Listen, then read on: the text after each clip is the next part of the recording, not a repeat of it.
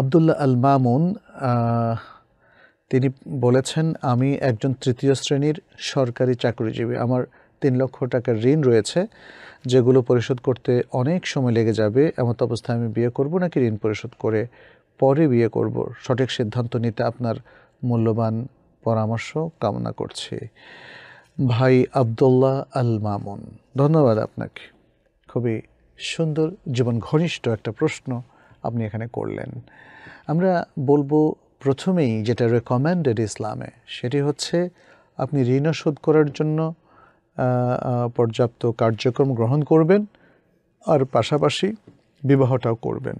যেহেতু রাসূলুল্লাহ সাল্লাল্লাহু আলাইহি সাল্লাম দ্রুত বিবাহ করার জন্য যুবক শ্রেণীকে বা তরুণদেরকে নির্দেশনা দিয়েছেন, বলেছেন, ইয়া মা'শারাশ শাবাব মান ইসতাতা'a মিনকুমুল বা'আতা ফালইয়াতাযাওয়াজ। হে যুবকেরা, তোমাদের মধ্যে যারা বিবাহের সামর্থ্য রাখে তারা যেন সত্বর বিবাহ করে নেয়। ফাইন্নাহু আগাদ্দু লিল বাসর ওয়া আহসানু লিল ফারজ। কারণ এই বিবাহ তার দৃষ্টিশক্তিকে বা দৃষ্টিকে মেয়েদের দৃষ্টি থেকে সংযত করে রাখার জন্য অধিক উপযোগী, এবং এটা তাদের লজ্জাস্থানকে অবৈধ ব্যবহার থেকে হেফাজত করারও অধিক উপযোগী। আর যারা সামর্থ্য রাখবে না তাদের জন্য তিনি বলেছেন, ওমান লাম ইয়াস্তাতি' ফাআলাইহি বিস-সাওম। যাদের এই বিবাহের সামর্থ্য নাই তারা যেন সওম রাখে। ফাইন্নাহু লাহু উইজা। তাহলে এই সিয়াম রাখাটা, এই সুন্দর অভ্যাসটা, এই সুন্দর ইবাদতটা তার আখলাকের জন্য একটা রক্ষা কবচ হবে। তার আখলাককে অবৈধ যে কোনো সংসর্গ, প্রণয় কিংবা যৌন লিপ্সা, লালসা কিংবা কাজ থেকে তাকে রক্ষা করবে। এটি রাসূল সাল্লাল্লাহু আলাইহি ওয়াসাল্লাম বলেছেন। ফলে আমরা দেখতে পাচ্ছি আমাদের যুবকরা, তরুণরা আজকাল বিবাহ দেরি করার কারণে তারা অনেক খারাপ কিছুতে লিপ্ত হয়ে যাচ্ছে, জিনা ব্যভিচারে লিপ্ত হয়ে যাচ্ছে। তো যেটা একটা অশনি সংকেত, এবং যেটা আল্লাহ তাআলা কখনোই অ্যালাউ করেন নাই, কোনো অবস্থাতে অ্যালাউ করেন নাই।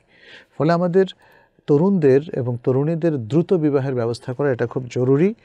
আমরা বলবো যে তরুণরা অবশ্যই তাড়াতাড়ি বিয়ে করবে। এখন যদি কিছু ঋণ থাকে, ৩ লক্ষ ঋণ যে খুব বড় ধরনের ঋণ তা নয়, যদিও আপনার অনেক সময় লেগে যাবে বলেছেন, এমত অবস্থায় আপনার জন্য বিয়েটা রেকমেন্ডেড।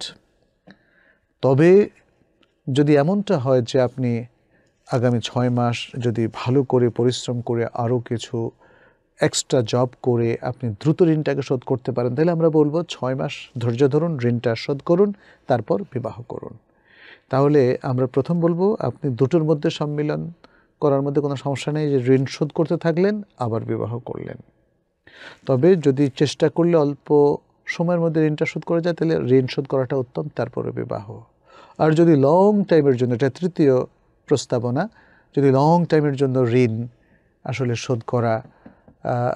শোধ করতে হবে, লং টাইম লেগে যাবে এবং অল্প সময়ের মধ্যে সেটা সম্ভব কোনো মতেই নয়, তাহলে বিবাহকে আপনি বিলম্বিত করবেন না, বিবাহ করবেন এবং বিবাহের মধ্যে বেশি খরচ করবেন না, যাতে ঋণ আরও বেড়ে যেতে পারে। এটাই আপনার জন্য আমাদের পরামর্শ।